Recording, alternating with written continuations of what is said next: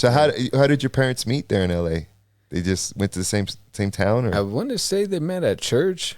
They went to church and they met at church. At least that's what I've said. You know how it goes, man. Then, you know, when you get older and you look back on times when you were that age, the story might change a little bit. Yeah. I'm sure they might correct me or something, but I could swear they told me that they met at a church down there. Yeah. They're from different barrios too. Oh, no, that's bad. Yeah. That's bad in LA. Yeah, my mom lived at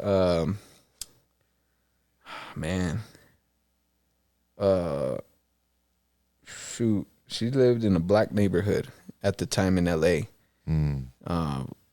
So my dad would have to walk to go see her. And that was like the worst thing. He used to tell me, he's like, yeah, bro, it was always a mission. Because, you know, he's from this Mexican dude from Latinx, you know, walking up in Inglewood's a pretty big, it's like a sub-city of LA, you know, like for people that don't know that area.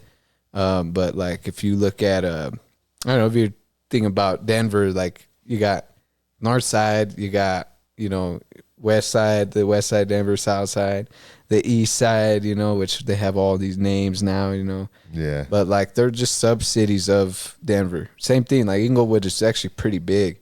So like, yeah, Crenshaw Boulevard runs through Inglewood. Yeah. And then my dad, I was actually just there a couple weeks ago. I was visiting my grandpa master in my martial art lineage. So my teacher's teacher. Yeah. And I was there with my pops. I had him meet me out there so we could hang out. And he was taking me around. And he was like, yeah, dude, I had to walk over here, you know, through this neighborhood. It's like pretty bad.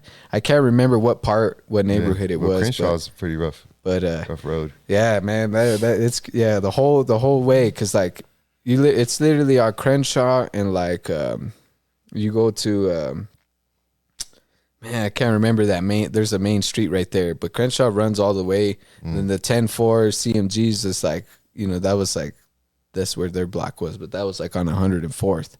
So like Crenshaw runs this way, 104th is like one of these streets, you know. That goes like lateral, I guess, depending. So you had to go through there every day. It was a mission. Yeah, man, it's wild, bro. It really is wild times, man. Like, in the 80s and 90s, it's crazy, but like there are gangs nowadays. Don't get me wrong, but those are like the gang banging days, like 80s and 90s, and blacks and Mexican gangs just shooting the shit out, killing the shit out of each other over blocks we don't own.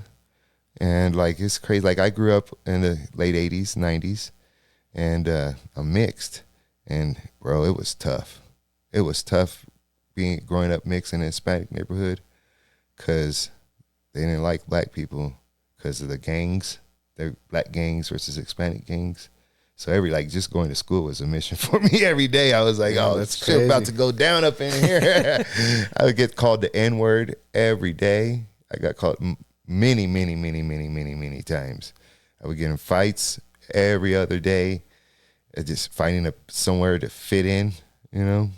Eventually that changed, you know, and I've noticed that you got Mexicans running around saying the N-word. Like, it's crazy. It's crazy. It's wild, It's wild, you know. That would never happen when I was growing up, unless they were being disrespectful like they were with me, you know. Yeah. But now I feel like Black and Hispanic people are more united than. But when I was growing up, shit, fuck no. Don't be Mexican walking through no black neighborhood, and don't be fucking Hispanic. The opposite, you know, because they would talk shit to you. I remember one time when I lived in Nashville. I lived in a black neighborhood in the projects. So I'm walking home. This motherfucker comes and grabs me. No, you can't go in there. Don't go in that neighborhood. You're Hispanic. You can't go in there. He tried pulling me by my arm. I'm like, bro, I live there. I got to go home. I live there. He's like, oh, God, I'll walk with you.